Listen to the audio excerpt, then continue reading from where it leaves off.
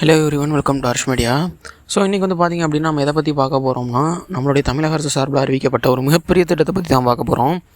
அதாவது நான் வந்து ஏற்கனவே வந்துட்டு தமிழக முதலமைச்சர் அவர்களுடைய பிறந்த நாளைக்கு ஒரு சில திட்டங்கள் வந்து அறிவிக்கப்படும் அப்படின்னு சொல்லியிருந்தேன்.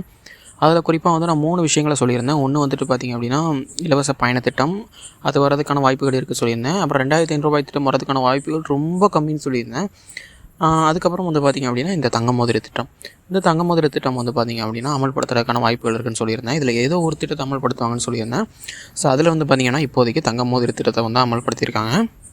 இந்த திட்டத்தோட பெயர் என்ன அப்படின்னு சொல்லி கேட்டிங்க அப்படின்னா தாய்மாமன் தங்க மோதிர திட்டம். இது யாருக்கு வழங்கப்படும் அப்படின்னு சொல்லி கேட்டிங்க அப்படின்னா அரசு மருத்துவமனைகளில் பிறக்கக்கூடிய குழந்தைகள் ஆணாக இருந்தாலும் சரி பெண்ணாக இருந்தாலும் சரி அவர்களுக்கு அரசு சார்பில் இருந்து பார்த்திங்க அப்படின்னா 1 கிராம் தங்க மோதிரம் வந்து வழங்கப்படும்.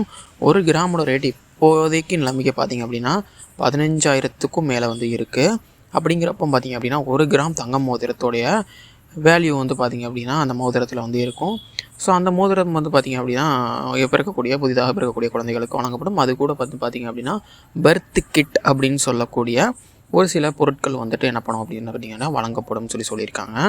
அவங்க அறிவித்த மேஜரான திட்டங்களில் மக்களுக்கு இலவசங்கள் அப்படின்னு சொல்லிட்டு பார்த்திங்க அப்படின்னா இது வரைக்கும் சொன்ன திட்டங்கள் வந்து பெருசாக எதுவும் பண்ணல. ஒரு நலத்திட்டம் மாதிரியும் ஒரு உதவி மாதிரியும் அந்த திட்டத்தோட பெயர்லேயே தெரியுது. அது தாய்மாமன் சீர் திட்டம் அப்படிங்கக்கூடியது மாதிரி தாய்மாமன் தங்க மோதிர திட்டம் அப்படின்னு சொல்கிறப்போ பிறக்கக்கூடிய ஒவ்வொரு குழந்தைகளுக்குமே முதலமைச்சர் அவர் வந்து எந்த மாதிரி ஒரு உறவு முறையில் இருக்கணும்னு நினைக்கிறாரு அப்படிங்கிறத வெளிப்படுத்துகிற மாதிரி ஒரு திட்டமாக வந்து இருக்குது.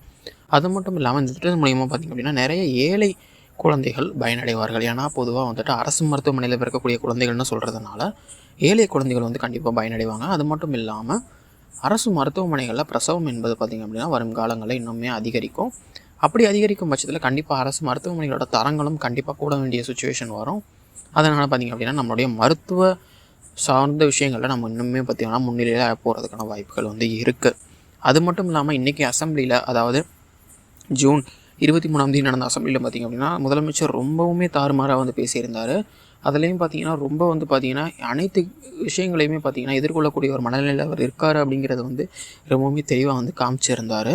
இது என்ன தெரிய வருது அப்படின்னா இது மூலிமா ஒரு ஸ்டேபிளான எந்த விஷயமாக இருந்தாலும் ஃபேஸ் பண்ணக்கூடிய ஒரு மனநிலை கொண்ட ஒருவர் தான் நம்மளை ஆண்டுட்ருக்காரு. அதனால் வந்து பார்த்திங்க அப்படின்னா நம்மளுடைய அரசாங்கம் சார்ந்து இருக்கக்கூடிய முடிவுகள் வந்து ரொம்பவுமே நல்லதாக அமைய போகுது அப்படிங்கிறத மக்கள் வந்து உணர தொடங்கியிருக்காங்க அப்படிங்கிறத இது மூலிமா தெரிய வருது. இந்த ஒரு திட்டத்தை பற்றின உங்களுடைய கருத்துக்கள் என்ன அப்படின்னு சொல்லிட்டு கமெண்ட்டில் சொல்லுங்கள். அண்ட் இந்த மாதிரி வீடியோஸ்க்கு நம்ம சேனலை சப்ஸ்கிரைப் பண்ணி பெல் ஐக்கானை ஆனில் வச்சுக்கோங்க. இன்னொரு நல்ல வீடியோவில் அவங்கள சந்திக்கிறேன். until then, thank you.